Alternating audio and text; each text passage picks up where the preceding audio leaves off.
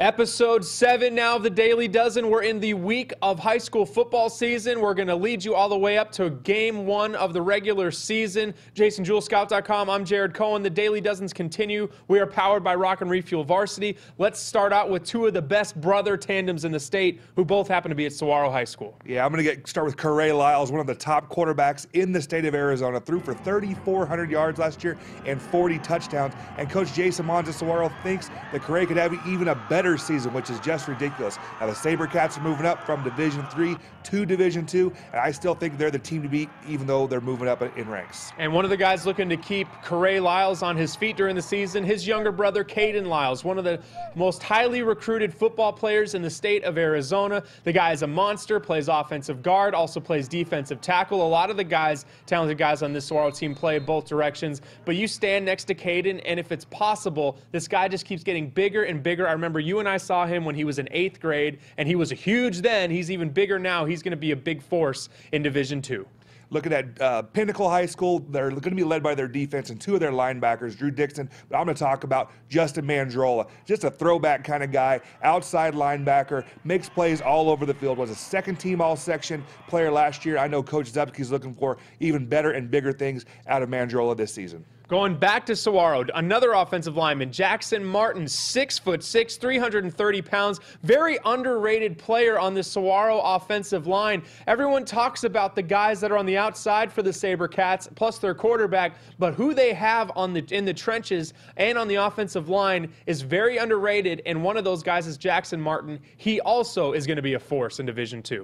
Staying on the offensive line, I'm going to go to Josh McCauley at Red Mountain High School. Now, you look at the Mountain Lions, they have one of the best offensive lines in the state of Arizona, and I went out and saw them in the spring. And McCauley, their center, big-time player, has an offer from South Dakota State. I expect more to come in. I know Arizona, Boise State, schools like that have been showing interest in him, but you look at him, he's just a technician up front, very well coached by Deuce Latouille and Doug Diedrich, their offensive line coaches, a guy that I'm a big fan of. Chandler High School, the defending state champs, is really excited about their new quarterback, Mason Moran. But he's not a new player for them. He's been playing safety the last 2 seasons. He's been one of the best all-around football players on the team. And Coach Aguano mentioned to me 2 years ago when he was just a sophomore that this kid is just as good, and he was really competing with Bryce Perkins, but they let Bryce Perkins play out his career at Chandler. He's now at ASU. Now it's time for Mason Moran to take over a quarterback and show what he's made of. He is already committed before having started a high school game to Oregon State.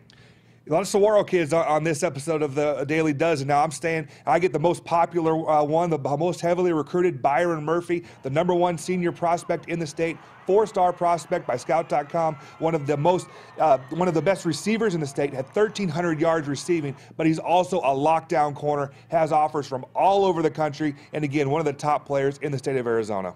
Another one of the top players in the state of Arizona also has the last name of Murphy. No relation, though, however, Connor Murphy. Brophy High School defensive end, was the defensive line MVP at the opening this past summer. He is, if it's possible, just like Caden Lyles, has gotten even bigger since we saw him last season. The stats won't blow you away necessarily because this guy's getting doubled and triple teamed every time he's out on the football field. He is a monster, a blast to watch. My breakout performer on the offensive line this season is Jonathan Nathaniel at Basha High School, only going to be a junior, playing right tackle now at Basha. Had a very, very talented offensive line. Nathaniel already been offered by Northern Arizona, 6'5", 255 pounds, a guy that obviously I'm a big fan of, and we've already ranked him as a 3-star player on Scout.com. Marshall Nathy, Centennial High School, about to be his 3rd year as a starter on the offensive line, playing guard for the Centennial Coyotes. 6'3", 290 pound. Again, mentioned ASU commit, their first in-state commit for their upcoming class.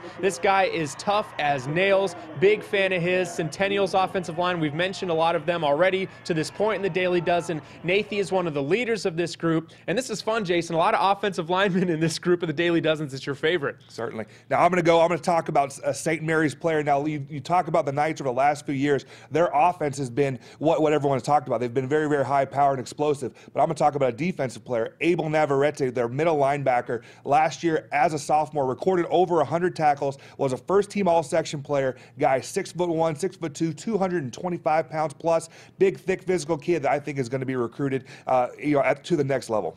Finally, I'm going to mention another Centennial player to wrap up this episode. It's tight end, defensive lineman Andrew Nichols for the Coyotes. Now, this is a throwback type of tight end. You know, it's a lot more flashy to see the tight ends like the Antonio Gates mold or the Jimmy Grahams who go up and catch the football and put up big stats. But Nichols is a true blocking tight end. That's his strength. That's what he does so well. That's what has him, according to Jason and Scout.com, as a 3-star tight end to this point. Very under-recruited player. Once people see what he is capable of on both sides of the football, I think that is going to change this season. That's it for episode 7 of the Daily Dozen.